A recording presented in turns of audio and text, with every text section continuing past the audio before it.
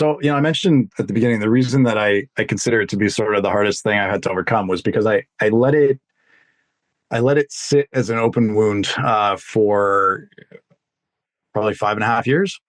I had a lot of resentment, a lot of anger, a lot of sense of betrayal towards that partner.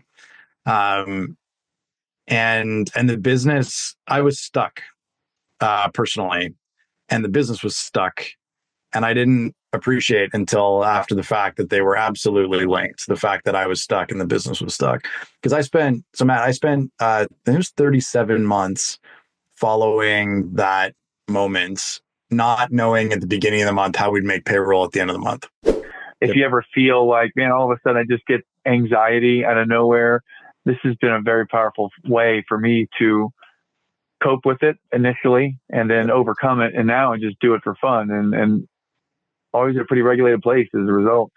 Right. Higher inner peace. What brings you inner peace or joy? Question. There's a loaded question. So probably the most consistent and reliable is being on my bike. And for clarity, that's a bicycle, as in like pedal powered. Um, there's a Okay. freedom. I live downtown Toronto. Like, I'm in a big city and it's busy, and I find that being on my bike gives this level of freedom that I don't naturally cultivate in my life. I'm pretty regimented. I'm pretty structured. Like, I was laughing as you were talking about leave at this minute, 6 minutes later, allow 4 minutes overlap. Like, I operate the same way, right? There's a cadence to my life that is very structured. And so Yeah. when I've got deliberately set 3 hours of free time and I get on my bike, not knowing exactly where I'm going, but knowing that I'm going to go until I want to come home, there's a glorious freedom in that, and it brings me great joy. So I go with that.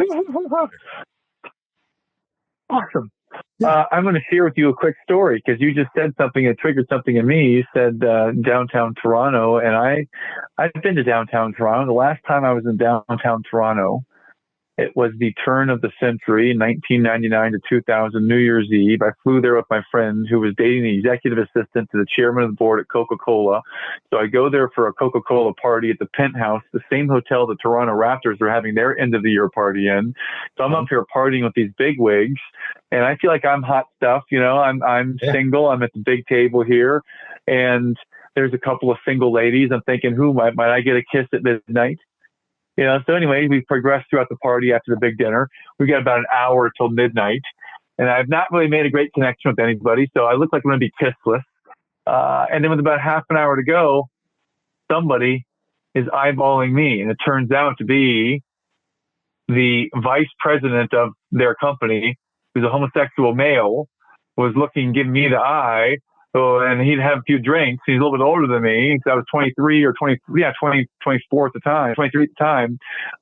So I could see I've got about 4 songs to go until midnight. Mm-hmm. It's about 24, 25 minutes in to go. And I can see he's not been dancing with anyone, but he keeps giving me the eye. And maybe I've had a couple beverages. I'm not trying to give an eye back, but every time I look up, I make eye contact with him. So maybe he thinks I'm looking at him. So I can see, because I'm 6'7", right? So I can see everything on the dance floor. And as we're starting to approach the last song before midnight, he's getting closer and closer in the crowd to me, right? So at the stroke with 1 minute to go, the ball is getting ready to drop. They still showed that at the hotel, even though we're in Canada. They're showing them the ball in New York. So the Canadians do appreciate some of the things that happen in America. Absolutely. Right? We weren't on Math Lab that day. It was right. Good. We've got about 30 seconds to go, and he's coming right up to me, like literally almost right in front of me. I didn't know what to do because I didn't want to get kissed because. I don't. If you can be as gay as you want to be, that doesn't impact me or scare me, or I'm not biased towards that. I just don't want to kiss a man. Right. So he's getting ready to try to kiss me. So what do? I turn to the wife of the executive, the chief executive, and they're in their 70s.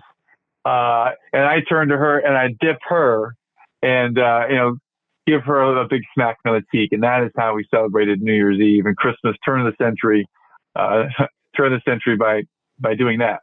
There you go. Now, if it happened today, I would have tried to parlay that into some business opportunity of some kind. Right. But at the moment, that was what happened in Toronto. We traded So places because New Year's Eve '99, I jumped in my car and drove to Manhattan to be at the ball drop for that big party. So I was stateside. You were here in Toronto. awesome, awesome. Well, let's go back to Chris Taylor. So we've been talking about what brings you energy or joy. You've shared some great things about your giant Lego guitar behind us, and we've talked a little bit about this incredibly challenging scenario that you found yourself in. So if we could get through that, how did you end up resolving that? I mean, how does that sit with you now, 7 years later? What Yeah. happened once that fateful phone call happened? So, I mentioned at the beginning, the reason that I consider it to be sort of the hardest thing I had to overcome was because I let it sit as an open wound for probably 5.5 years. I had a lot of resentment, a lot of anger, a lot of sense of betrayal towards that partner. Um, and the business, I was stuck personally, and the business was stuck. And I didn't appreciate until after the fact that they were absolutely linked. The fact that I was stuck and the business was stuck. Because Matt, I spent, it was 37 months following that moment, not knowing at the beginning of the month how we'd make payroll at the end of the month. So 37 straight months of just like grind, right? Day after day. I got like a 2-day reprieve basically from whatever the second of the month until the fourth before it would start to rear up again or be like, right, I'm not actually out of this. I made it through that month, but I gotta and so there was Damn. yeah. And so I got pretty angry. I got there's a level of the world's on my shoulders. I've got to be the one to drive this sort of kicking in. And this will probably, I don't know, whatever, but I haven't really thought about this. So I'm saying this out loud as I clarify for the first time. That plaque behind me, that MMT award for leaning in, Yeah. I joined MMT in 2020, like a month before the pandemic happened. And then I didn't really get involved actively until there was a live event, which was 2022. And so that was my first time being with that group in person. And I met some exceptional humans who had been through some pretty exceptional challenges of their own, because it turns out we all have scars, right? So if you live on this world long enough, you've got stories. And I found that just being able to talk it through with people that had different experiences, but equally, equal of magnitude, over and over and over and over Yeah. again, started to do a couple things. It put it in perspective. So it's that whole idea that things become smaller in the rearview mirror. That was true. Where again, I don't discount it. It was a major transformational event in my life, but putting the appropriate boundaries on it and saying, but it doesn't define my life, really helped. Actively working on Nice. forgiveness for my ex partner, for lots of other factors that kicked in around that time. That played a big role. And just really acknowledging that when you're an entrepreneur in business and something material happens to the business, that for most of us mere mortals is a personal event as well. And that we've got healing to do to work through that. And so, then I went through a period of like, well, I wish I'd started healing sooner. It's like, but so I had to forgive myself for a lot of stuff, right? As working through that. Yeah. And then, shockingly, the business starts to move forward when I'm in a better place to actually run it, not from a place of survival, but from, what are we actually doing here? What kind of market are we trying to make on the world? What kind of environment do I want to create for the team that works here? What do I want our clients to experience? All of those things, and putting my brain towards those instead of how do I make payroll?